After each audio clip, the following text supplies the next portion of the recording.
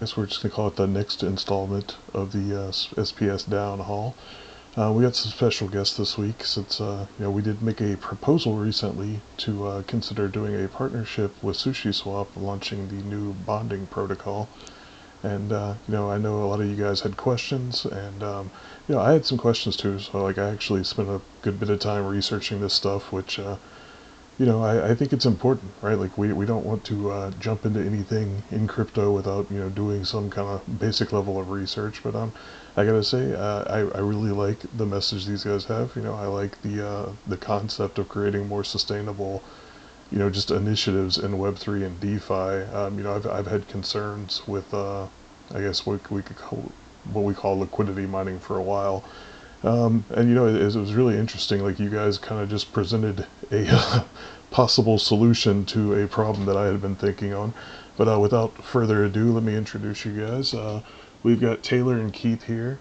They are from Serious People, and we have David. He is actually with SushiSwap. So we're going to be able to take questions from everyone today, and hopefully share some interesting information with you guys to help kind of like, I guess, indicate whether or not this is something that the DAO wants to pursue. So, you guys want to introduce yourselves any further?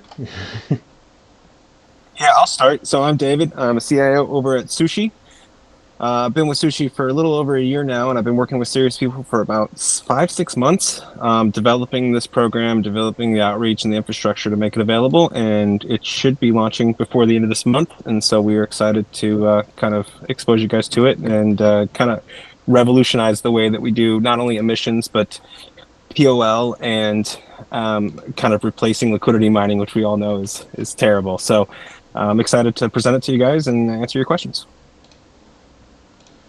Awesome. Yeah, thanks. I actually didn't know you were going to be here. I knew Taylor and Keith were supposed to be here, but it's really cool to get you here too. So, I know, I think it's Keith, you're the one that was putting together the report for us, correct? Yes, sir. Okay, so Yeah. what are your initial thoughts? So initial thoughts on the report. I mean, honestly, like the way we look at bonding is if you have a token and you're doing any type of token emissions, from the available options on the market right now, it's typically the best option. But you guys actually have, you have a lot of volume on your token. You have a big market cap. So and you have an active community. So I really do think that you guys would be able to raise a good amount of money doing bonding, and it's something that happens kind of continuously over time. So it's not really a race, right? It's one of those things where the sooner you start, the quicker you are able to get to a sustainable amount of liquidity for your token, and the better off your protocol is in the long run because you don't have to worry about slippage, impermanent loss, all these other things that are a problem when you're doing traditional liquidity mining. Yeah, one of the things, this is definitely a term I picked up from you guys. So, fair disclosure, some of the guys commented that it's a new term that seems to be getting thrown around. But the idea of renting liquidity, I think it pretty accurately sums up how I've kind of like thought about some of the problems that we have in DeFi for a while. And I don't know if people fully understand like how deep this rabbit hole goes, but like, I can tell you, like, in our own pools, there are people that basically take out loans. They'll use like loan tokens to provide liquidity, and like the only reason it works is because we're paying a higher APR than the loans like cost. So it's like, on some level, it's like, yeah, like we're paying to get liquidity, but like, we were doing some rough numbers yesterday in chat, and it looks like if you just take like the current price of the token, I would say we're paying about $150,000 a month in basically like, well, what I would consider like an interest payment, right? Because that's essentially how you have to look at like these liquidity loans. Is it's basically people are lending us money with interest. And yeah, I mean, like, these are some pretty high interest loans, and I do think that the idea of taking the same tokens that we would be paying out over the course of like a full distribution, which in our case is 5 years. We're already 2 years into it. So there's still like another 3 years worth of inflation that is, basically going to go out to pay for these loans. But, it's to me like this is kind of like a little bit of a paradigm shift in DeFi, just kind of like reframing and refocusing on like the entire approach. I mean, do you think that's a fair assessment? 100%. And honestly, I'm really glad you brought it up because, um, as we'll show, I mean, we're more than happy to go through the report. We can do a screen share, and we'll get into that in just a moment. But um, one of the things that I've been thinking about since I initially, or I was in that chat yesterday, just looking at the token emissions and thinking about the long-term strategy and so on and so forth. And one of the things that occurred to me is, wait a minute, we could actually help the DAO achieve what we call a sustainable liquidity profile, um, in less time than the remainder of the emission schedule, and using less tokens than what remain in the emission schedule. And so we have a real chance here to potentially save the DAO quite a lot in incentive tokens. And what's exciting there is, a lot of what I've seen in the chat is people are looking at this pilot program that's been proposed as sort of a marketing play, which they're not totally wrong. I mean, when you partner with a DEX as large as Sushi, like I think they have nearly 400,000 followers on Twitter alone, and then they're also just one of the oldest names in DeFi. So, there is obviously a marketing aspect to partnering with Sushi, but I think one of the things that's really, really important to keep in mind is the fact that we're not just presenting a chance to market to a potentially new user base. What we're doing is presenting a long-term plan on how the DAO could achieve sustainability and essentially stop paying rent to liquidity providers month over month.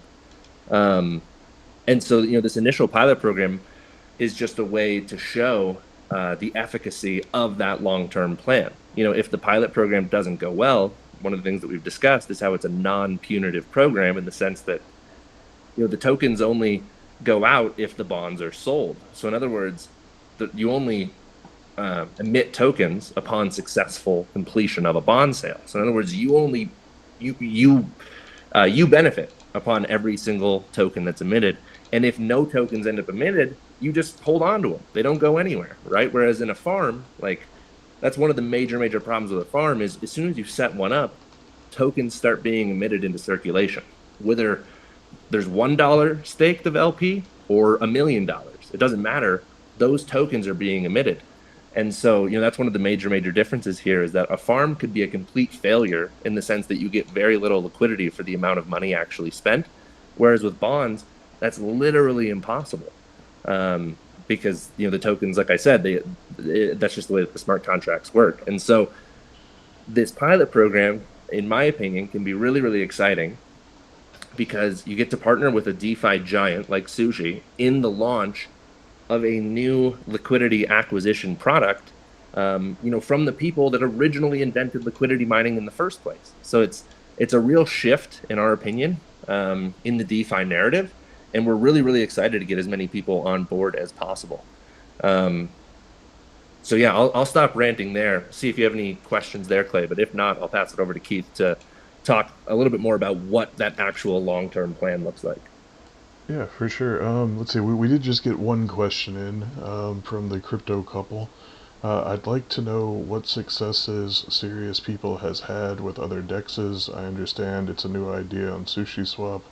But is this bond something they have successfully implemented anywhere else? So is this like your first time working with the whole concept of bonding protocols, or?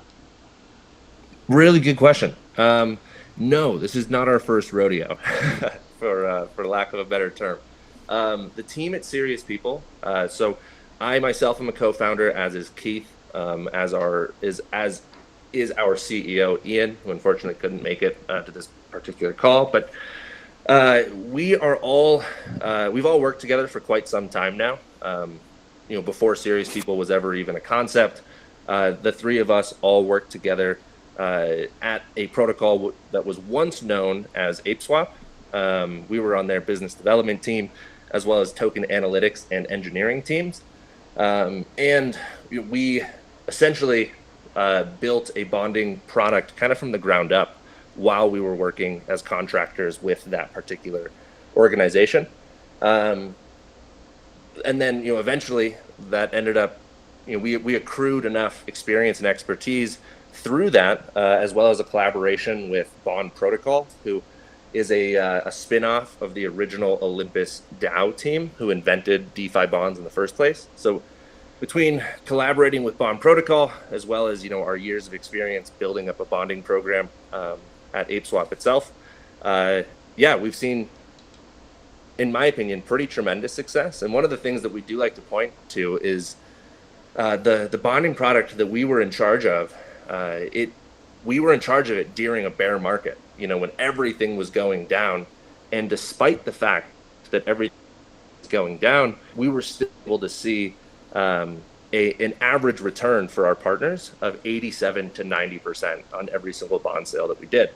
And we've continued to refine our methods since then. So, kind of a long-winded answer, but yeah, we've the team at Serious People, we've got years of experience in this particular area. Yeah, I mean, I think that gives a good context, and it should hopefully make people aware that this isn't just like some random idea you guys cooked up. It's something you've been working on and refining for years. And I gotta say, like, we're in kind of like a unique position with our DAO, as we've been extremely conservative. So like we're a 2-year-old project at this point, just the DAO. But like we're the governance token for a game, Splinterlands. I'm sure you guys are aware of that part. But so Splinterlands is actually over 5 years old now too. So like we've been through some pretty grueling bear markets, and we've been through the opposite too. Like we've seen the euphoria, we've seen the craze. So like we definitely understand that crypto is very cyclical, and yeah, I mean, just surviving through some of these like pretty brutal bear markets is already kind of a challenge, but to actually do it successfully is there's not a lot of projects out there that come out the other side. And, like honestly, this last one for Splinterlands and for the DAO was like really rough. Things were looking pretty bleak, but we've been making some tightening up. Like we've been doing some economic changes, and Splinterlands did some restructuring. We've gotten I would say like we've gotten a lot better focus on actually like building, moving forward, and kind of like tightening up our economy. And we're definitely starting to see some positive sentiment in the token department. We're starting to see, just like overall, like the general sentiment around the game and the community seems to be kind of like, lifting up. And that's one of the reasons why I thought it was really interesting when you guys pitched this opportunity, because I mean, it's kind of like coming at the perfect time to really be able to, stress to people like how crucial like the DAO actually owning its liquidity can be, and just like how much positive impact it can have, right? Because I mean we're kind of like already in this point where like we get it, like we know that we've got to start making these changes. And I mean, obviously working with Sushi could be cool too. I think it's actually our first our first liquidity pool that we opened on actually like on Ethereum. I'm pretty sure it was a Sushi pool, and we did like a brief partnership there. So yeah, it's awesome. I'm glad that you guys are taking the time. I personally think like whenever teams are willing to like actually come and talk with the community, even like I'm just gonna basically be representing them, but there are 12 people watching right now, and I'm sure more will watch the recording. So I think you guys coming and being able to like actually share your thoughts and speak to the community is a pretty important thing too. It's our pleasure. No, we really appreciate you guys providing a platform for us to be able to speak to the community. There's often times where we'll present an idea to a team, and the team will just say, hey, we're going to talk about this and we'll get back to you and blah blah blah blah blah. But they don't necessarily consider what is best for their community, and so it is it is a real breath of fresh air when we are able to be presented with the opportunity to actually speak to the holders, because that's in a sense, that is who we are working on behalf of. We really do believe that the strategies that we're presenting are what is best for the SPS token in particular. The pleasure is all ours, and thank you so much. Awesome. I know Keith had put together a report. Are you wanting to share that now? Yeah, I can share. If I share my screen, will everyone be able to see that from here? Yeah, that's actually, so I kind of like changed up our whole layout just for this just for this one meeting, just so that we could actually do that. Normally I have like a overlay, and like you can just see the chat while I'm talking to them and having guests, but since I know you guys wanted to do a broadcast, I kind of switched it up, so we should be able to see it. Amazing. Okay, sweet. I'm just gonna go ahead and share my screen then. There we go. All right, so can you see my screen? Yep, we got it. So we do a custom report out for each of the protocols we work with, because just any type of incentive program is not one size fits all, right? Like each protocol is different. Each protocol has different users. Could be on different blockchains, different amounts of volume, liquidity, whatnot. So what we do is we analyze all those factors for a protocol, and then kind of compare in 5 different categories, and then we get a good idea basically by that of how much we believe a protocol could bond, or if they're even at a point in their emission cycle where it still makes sense. There's a little bit of information here that we can scroll through now, and I'll send this report to everyone afterwards so everyone can read through. So we start up here. We just do a little comparison here, just by looking at CoinMarketCap and CoinGecko, just to see how things are being reported. This is more of just kind of to let you guys know that you're showing up as almost like a 2x different market cap on CoinMarketCap and CoinGecko. If you could maybe, I know that is actually something I have been fighting for like over a month. Yeah, like we're aware CoinGecko has a incorrect market cap, but we're trying to get it fixed. But yeah, agreed. Isn't it? To me, it's insane that these are the tools that the whole industry uses, but you could have a market cap of 17 million or 30, almost 40 million. Well, what's anyway. really crazy is like on some of these sites, you can literally just self-report. You can just self-report what your market cap is. Yeah, and the crazy thing is, we're in blockchain, and the whole idea behind blockchain is you can see everything that happens, every transaction on every block, right? And yet we can't just pull that information from the blockchain somehow. I don't know. I find it to be super interesting, but it does show you how decentralized those platforms really are, is what I'll say. Okay. So moving on, we have a couple scores here: inflation score, protocol and liquidity score, volume score, decentralization, and diversification. I'll explain what each of them mean.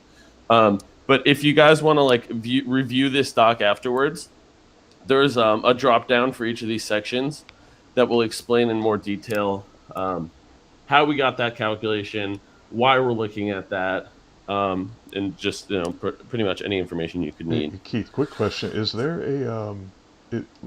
a link for this that I can just share with them if they want to be going through it with us? Oh yeah, Taylor, can you do that, please? Yeah, just go ahead. I'll get the link from him and I'll drop it in the chat just so that they can click through if they'd like. Yeah, perfect. No problem. And guys, anyone who has a question at any point, feel free to stop me. I'm happy to answer anything or solve any problems that we have here. So the first thing we look at is inflation score. If you see there, we say supply based, right? This is literally just how much inflation your token has, and this is just strictly inflation, essentially how many tokens you're emitting per year compared to your circulating supply. And then what we do is we compare that to the market and compare that to projects of similar market cap, similar volume, similar types of businesses, right? So for you guys on this inflation score, you come up as very weak, meaning there's been a lot of inflation over the past year, right? It's 12-month inflation. 12-month inflation calculation is 153%, which is a lot. It could be that we got numbers that weren't reported exactly, but either way, it's we want to be taming that inflation and bringing that down. Then we have a protocol and liquidity score here. This basically tells us how much liquidity a protocol owns versus how much they should own. So Again, we compare a couple thousand projects in the market, figure out, what we think is an appropriate amount of liquidity for a protocol to own to be sustainable. And we're pretty much counting DeFi liquidity here. Centralized liquidity is always, helpful to have, and it's good to, have more markets for your token to trade. But obviously that liquidity can be pretty easily spoofed, and it's hard to calculate. And it can change depending on volume, because centralized liquidity isn't actually like a pair of liquidity. It's literally buy orders and sell orders put against each other. So obviously that can be spoofed, because someone can pump their volume by putting in buy orders and sell orders, and then removing them before they execute. Which is basically why we prioritize looking at decentralized liquidity, but we do count the centralized liquidity as well. For our volume score, this just compares your volume to similar projects in the market. And then we have our decentralization score. So this one we got a fair on. Basically, this tells us how much decentralized liquidity you have. So how liquid your token is in DeFi. If you go to DEXs, can you trade your token essentially? And then the final one is our diversification score. So this is how diversified your treasury is. Most protocols in DeFi have very one-sided treasuries, right? Meaning, almost 99% of their token their treasury will be their own token. You guys have 67% treasury diversification, which is really good. You have a bunch of ETH, you have a bunch of USDC. It's obviously important to hold your own token. It's important to stay bullish on your token, but if your whole treasury changes on the whim of your token, right, and you have a big decay in your token price, you can immediately kind of stifle your growth. And if you think you have $500,000, ready to keep building your team, keep doing marketing, development, whatever you need to, and then all of a sudden that's worth like $250,000. That can obviously bring you into big trouble. And then we just have a little piece here where we map things out to kind of show you where you're pulling strong stores and where you're have a lot of an improvement to go. Fortunately, you guys have probably the lowest score on inflation compared to your other scores, and that's the one where we believe we can help the most. So then we just have a little example of how this setup would work out. I'm not going to go over this now because I'm assuming that Taylor's kind of explained how this would work for you guys. But anyone in their free time or anyone going over this now, feel free to, obviously go through these examples. And then we just come to our recommendation. So we recommend for a quarter, you guys could emit $255,000 worth of SPS into bonding, and the goal is going to be 2.3 mil of buy side liquidity on chain. When I say buy side liquidity, I specifically mean the stable or blue chip side of that liquidity. The reason we calculate and the reason we base our numbers off of buy side versus just total liquidity is because with V3 liquidity, you can pair your token at any ratio. So with V2, right, if you had $100,000 of liquidity, that was going to be $50,000 of your token and $50,000 of a stable or blue chip. But with V3 liquidity, you can pair at any ratio. So $100,000 of liquidity could be $5,000 of your token and $95,000 of stable or blue chip, or vice versa. And that stable or blue chip is what prevents you from, the sell side, meaning, if people are selling your token, they're pulling out the stables or blue chips. So this is what's protecting you against your token price going down. And that's why we consider this type of liquidity the highest. It also makes it easier to compare things apples to apples. And then we just have a little process here for what we would need to go through. Like, obviously your community decides, and then, we get everything set up. And then we have a couple, if you hop into this page, you can see a bunch of other reasons for why you'd go with bonds with Sushi. And I'm going to stop there and see if we have any questions. Yeah, guys, if you have any questions, either drop them in the YouTube chat or drop them in the Discord Town Hall chat, and I will check them.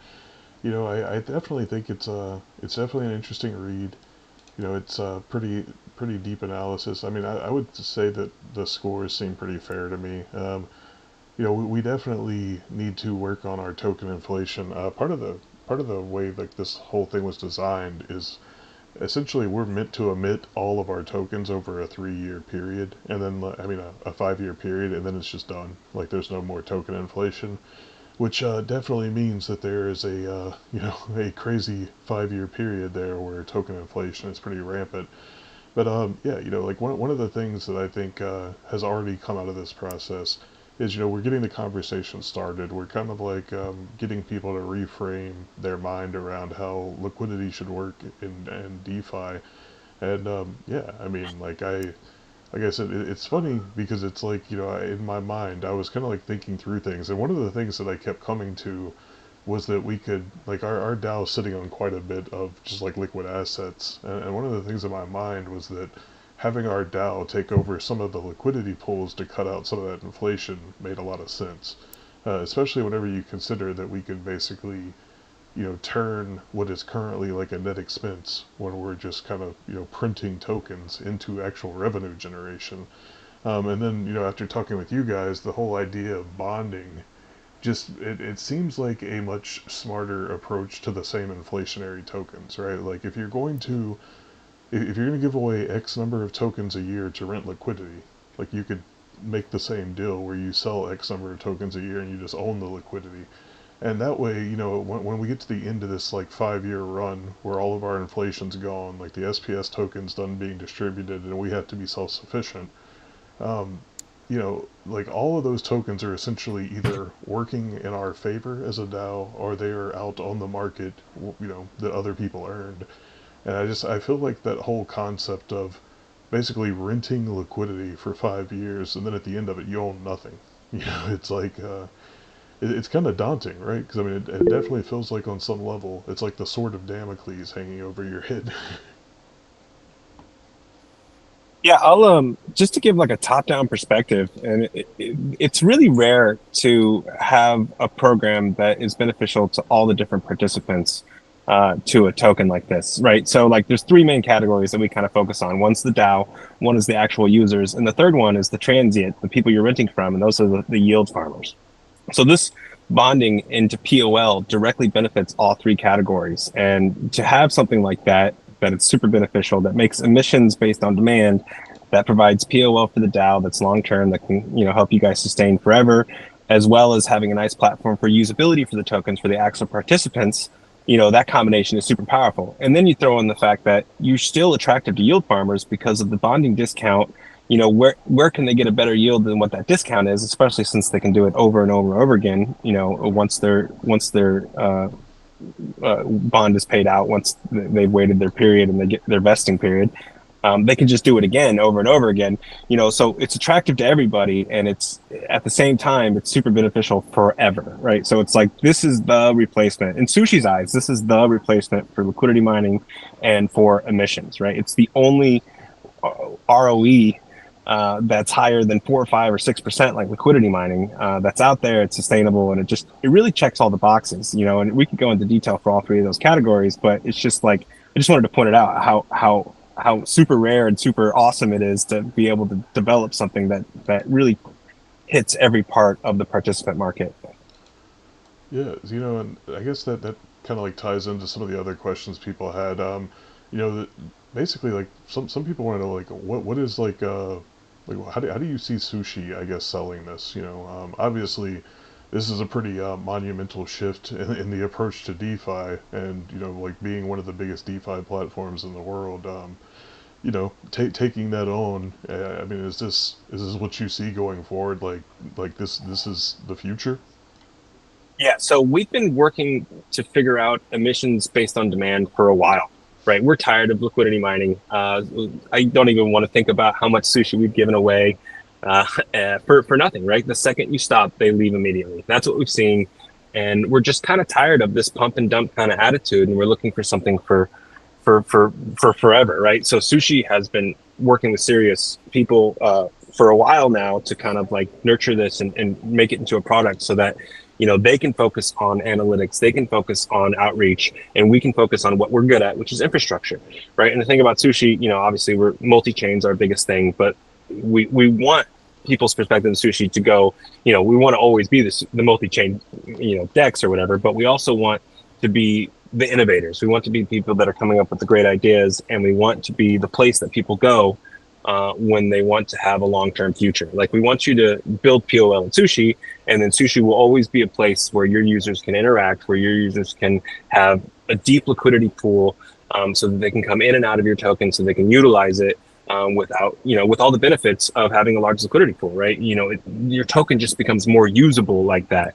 And when you switch from the idea of I'm renting liquidity that could disappear tomorrow to one that I'm building liquidity that will last forever, you just have a much more long-term perspective. It really shifts the way that you think about your project, right? You won't have to worry about your liquidity after a certain point because you will own it. You will be able to control it. And, not only will you have this liquidity, but it will be managed and it will be, our ILM partner with Steer. It will be the most efficient pool possible on V3 with, it will just be the most usable liquidity that you could possibly have. And then the POL is a direct benefit to the DAO, right? So all of the volume will directly earn, interest as you progress forward. And what I've been telling the project is, like, I wouldn't really think of it as like a return on investment. I would think of it as an opportunity to use that yield to provide even more incentives. And you can target that directly within your ecosystem. Maybe it can be rewards within the game. It can be, you can reward activities that are beneficial that aren't necessarily DEX driven. It doesn't have to be rewarding volume or rewarding TVL at this point. It can be rewarding in-game stuff or signups or user acquisition and stuff like that. So it gives you a real opportunity to change your thinking of, hey, let's rent liquidity, to, hey, how do we get more users and how do we grow our user base?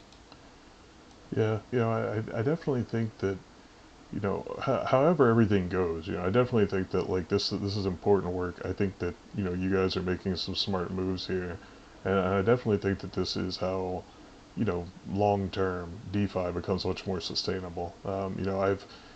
I've been in crypto for a long time, and I can remember, like, there's so many points where, like, I would get involved with DeFi, and then I would just feel like it was like just shell games inside of shell games, right? It's just like, I'm gonna go lend tokens here to take tokens here to this other platform and get another loan, and it's like there's so much like artificial liquidity created through all these loans, and then there's just, it's like as soon as a bear market starts, it's like everybody wants to start pulling back liquidity, and it's like you just like the ripples that come out of that is just it never really feels sustainable to me. So I can think I'm personally, like, I'm glad to hear that there are people out there smarter than me creating these solutions, and I mean, I'm definitely hoping that this catches on.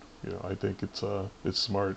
So do you guys have, like, I know talking with Taylor, it sounds like the second half of January is what you're targeting for release.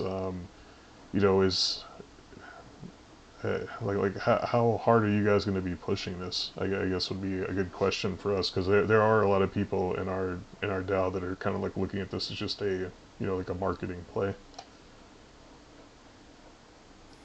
Yeah, it's definitely, my focus is infrastructure. The marketing is like an add-on bonus. So, obviously partnering with Sushi, we have a huge outreach, right? So if you want to get more users, it's a viable viable value prop to this whole situation. But, I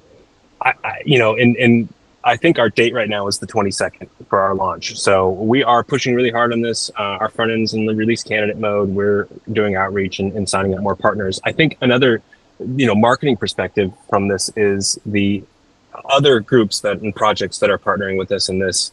Maybe we can find ways to work together further. And so it's like the outreach between projects, not just user acquisition, increases in this partnership as well. So it's like, yeah, the marketing's huge, but also, like, what if you guys find another partner? What if you guys, have more efficient pools, and so that you can maybe reduce your token emissions. Maybe you could put the emissions towards something else. It's just really, the whole goal is to open up more options, right? So because your ROE is, whatever, 10 to 20 times higher than you would get with any other method, You can be smarter. You can have more maneuverability to choose different options. So it's really, this whole deal is about to secure the infrastructure so that you guys as a token project or as a game have more options and more things that you can go do. And we're just trying to open that up to everybody. So it's like, yeah, the marketing's cool, but really it's an infrastructure play, right? We are trying to make you more efficient. We are trying to make it so your users can use your token without price impact. With, when they buy, they know that, hey, we have X amount of POL, so I have price support. We have a place we can go and do the thing. So the marketing is a huge part of it. Sushi is a big brand, and we love to like partner with people and increase exposure. But really, our perspective is infrastructure and replacing the archaic emissions platforms, right? Airdrops and liquidity mining are terrible for projects, right? They really don't have any lasting effects whatsoever. You guys are just giving it away for nothing, right? The people that come in for the yield farmers, they're not going to stick with your project long term. They're only interested in one thing, and that's earning yield. And so if we can find a way to be beneficial to those guys and still have those guys, but at the same time be beneficial to the other categories of the participants, then we're a winner. So infrastructure, infrastructure, infrastructure. That's all I'm concerned about, right? And then serious people, the reason we're working with them is because they have a whole different analytics perspective, right? So they're able to come in and tailor, is here Taylor? They're tailored specifically to what you guys want. So a report like they did, they look at all the different facets, they look at all the different markets, and they can determine, hey, this is what a goal is. And then Sushi's here to help you meet that goal. Yeah, I think that's it's definitely the smart way to be thinking about it. Like I said, to me, like I said, this is a problem that I feel like we've been kind of like slowly starting to recognize over time, and it just kind of like happens to be that a solution showed up. So, I think it's kind of it's very opportune time to come up with a new approach. And yeah, it's interesting because I had never heard of DeFi bonds until I ended up taking that call. And then after talking with them, I've been like researching it. I've been, thinking about it over. Personally, I guess I would say like I'm more of a philosophy guy. So like whenever, ideas like this interest me, I like to dissect them and go through them in my head a lot. And, I definitely feel like it's a more sound approach to DeFi, and I think that there's, I mean, I can definitely see the marketing aspect of it too, so I can see like both sides of it, but I think that like there's something there to be, one of like the first few projects that are like really like making this push, that like really want to start making this change into a more sustainable DeFi. And I think that in itself is its own message, right? I think Sushi leading with that is going to be big. I think projects, kind of like making the shift, even like something like us, like we're 2 years into a distribution cycle that's supposed to last 5 years, and hey, something better came along after 2 years. There's nothing to say we can't make that same pivot. So I definitely think there's a lot of opportunity there, and I definitely appreciate all the information that Keith put together. Taylor's been in the Discord community talking directly with some of our like some of our SPS stakeholders, and yeah, it's awesome to have David show up and give the sushi side of things too. It doesn't look like I don't think we have any more questions, but did you guys have any other thoughts you wanted to share?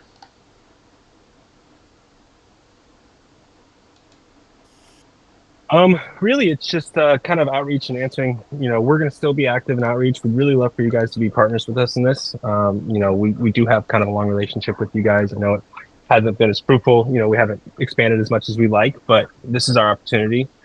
We definitely have a sound product. I think bar none, bonds is the best emission source or method out there. So I'm excited to kind of expose everyone to it and get everyone's head thinking about it, and kind of expand it out, right? Because I want to replace punitive liquidity mining and airdrops. And so just, you guys have been around forever. I love the game. I wish I had more time to play. But I'm excited to that you guys might be one of our first partners, and really looking forward to expanding and just figuring out what else we can do. Yeah, awesome. Yeah, definitely. I am going to be keeping in contact with you guys. Basically, the way our DAO works is we have a it's like a 2 week cycle. We put up a 1 week cycle, which is what we call like a pre-proposal, where essentially people can ask questions. We could change the draft before it becomes finalized at that 1 week period, and then after the 1 week period, it's like full on DAO vote. Like, do you want to support this? Do you not? So I went ahead and got this process started as quickly as possible. Whenever I found out that we were kind of targeting the second half of January, and like so far, the initial feedback looks pretty good. There's definitely still been like a lot of questions. I've been trying to answer some. Taylor's been trying to answer some. And I think that being able to share the report and definitely this call to kind of like let people see like what the thought processes are behind this, what there is to gain. I think hopefully that will help. We actually had a similar situation because the community never like I guess really didn't know a lot about market making and how like the whole exchange process works. So I actually got a like one of the market makers that I've worked with in the past. We ended up doing a call like this, and after like running some proposals and having the community speak with them, we ended up getting a proposal through after people got more educated. So I think this is a really good start. I think having you guys come out here and talk and like show them that like you want to be involved, that you want to make this happen. I think that'll definitely help us a lot. I will continue to work on my end and answering questions that I can. Yeah, go ahead, Keith. Yeah, I just wanted to call out one more thing. Sorry to cut you off. This report we built out for you guys, this is like a pre-report. This is to show you what we believe would be the best way to run this program, what we've been able to pull based on your token. But this is an involved process. Like, we will be in conversations with you guys the whole time. We will be, we'll be giving you updates on the data, showing you how things are going, making adjustments as we go along. So I just wanted to let you guys know, like, that's like the beginning of the journey, right? Like, this is like, I know like some people, set it and forget it. We're more of like a maintenance, make sure everything's working well, make small adjustments, because we want this to be as efficient as possible. We want it to bring the DAO as much value as possible. And, we want to be able to kind of like, diversify that treasury further and keep building that liquidity so that you don't have to emit tokens for liquidity anymore, and you can use the rest of your emissions for whatever you guys want. Yeah, I like I said, to me, it's definitely something that's been on my mind. And after meeting with you guys, it seems like a pretty nice solution to the problem. So, I'm hoping if nothing else, we can educate and kind of get the point across that we need more sustainable solutions. Because, yeah, just as we were discussing yesterday, printing $150,000 at current value a month to basically take out loans that we don't even really need is kind of a lot. Like we're sitting on multiple millions of dollars of liquidity that we're not doing anything with. So if the DAO wanted to take that over and cut off spending $150,000 a month, or even like some portion of that, if they wanted to cut it in half or a third, there's a lot of room there to create a better opportunity and more sustainable solutions for our DAO. And yeah, I definitely appreciate you guys helping me get that message out there. Yeah, this is definitely where DeFi is going, right? It cannot continue going down the path of waste, essentially, right? So it's great that you guys are open and considering and working towards, changing to a more efficient platform. And we're super excited you guys are with us. So yeah, looking forward to answering more questions. I'll definitely be available for any questions or outreach, or if we want to do another one of these, and expand on what we're talking about. Awesome. Yeah. Well, I will. Like I said, I will make sure that we get this, spread throughout the community. Like we've got like 14 people watching, but there's definitely a lot more people in the Splinterlands community, and I think sharing the video will be able to, probably come up with some more questions. And I'm with you guys in the Telegram, and we've got Taylor in the Splinterlands Discord now too. So we'll definitely do our best to educate, and I will be following up throughout the process to kind of like let you guys know where we're at.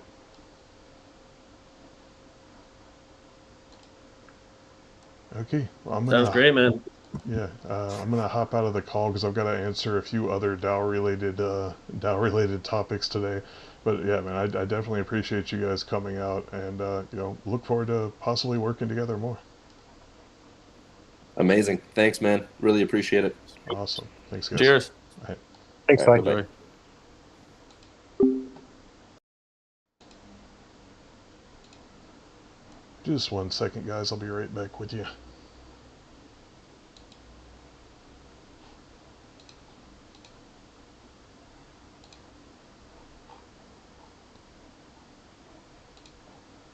Okay, so now we're back in Discord. I guess nobody's still in the Discord anymore, but that's okay. If you guys want to, head back into Discord, it's just going to be me chatting for a minute here. Let's see. Yeah, I didn't see any more questions for them, but like I said, I'm in communication with them, so I can follow up with them.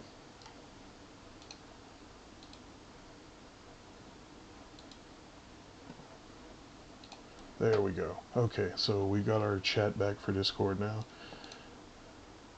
Yeah, I don't want to keep you guys all day here. I'm just going to follow up on a couple of things. There is a new pre-proposal. Well, there is a new proposal that should be going out. The one to put merits back for Gladius Stones. I'm gonna actually go remind the team again about that here shortly.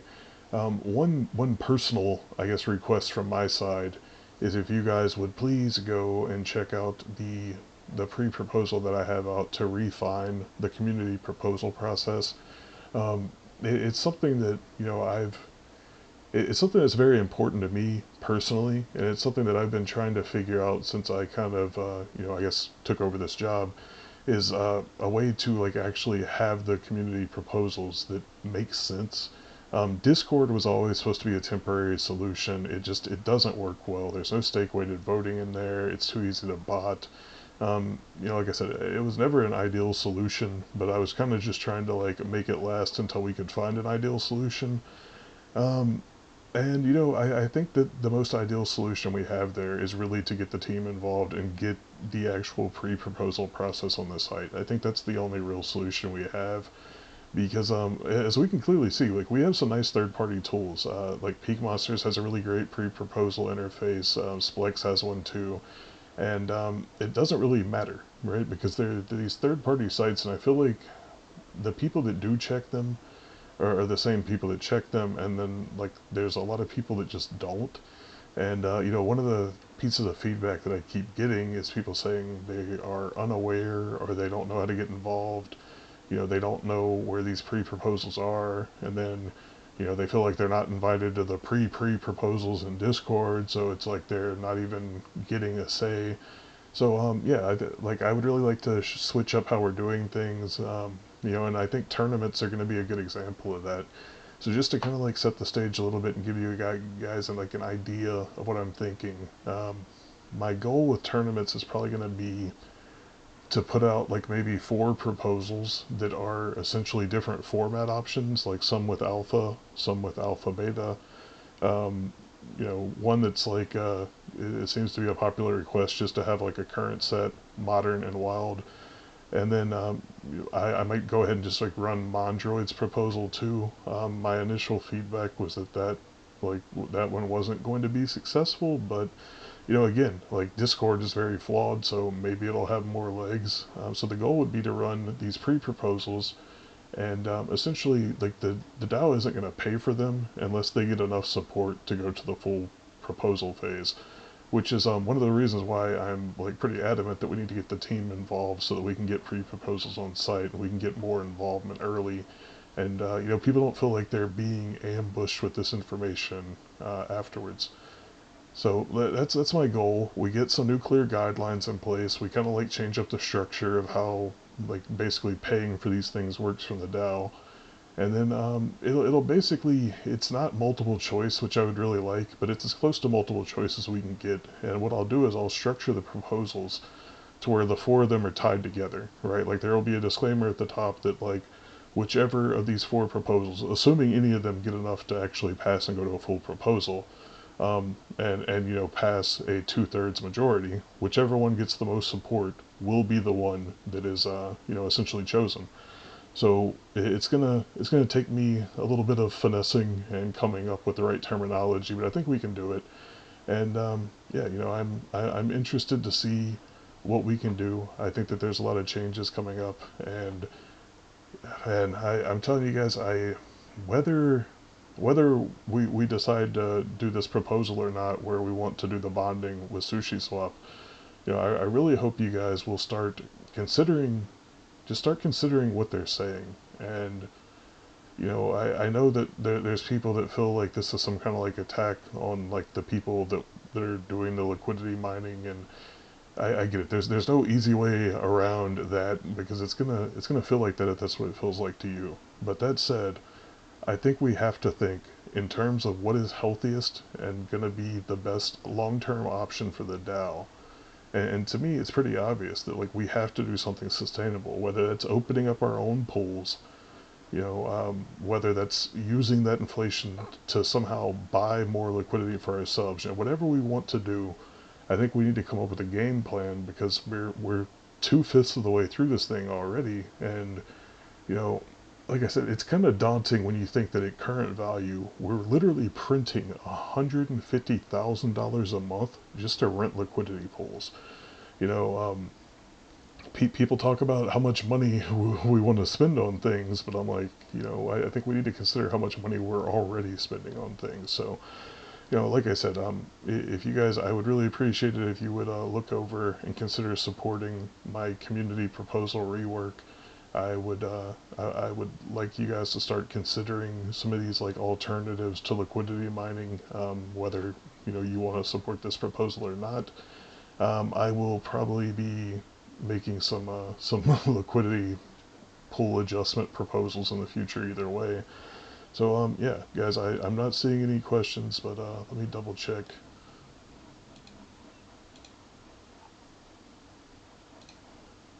Yeah, okay, so it looks like I'm gonna go ahead and wrap it up. It's pretty late for me, and I've got a lot going on in the IRL. So just I guess if any of you guys haven't heard, I'm going to actually be getting married in a couple of weeks here, so I'm going to be out for a few days. Yeah, but I definitely look forward to us, continuing to work together, looking for new opportunities to keep making the DAO better. And yeah, until next time, thanks, guys.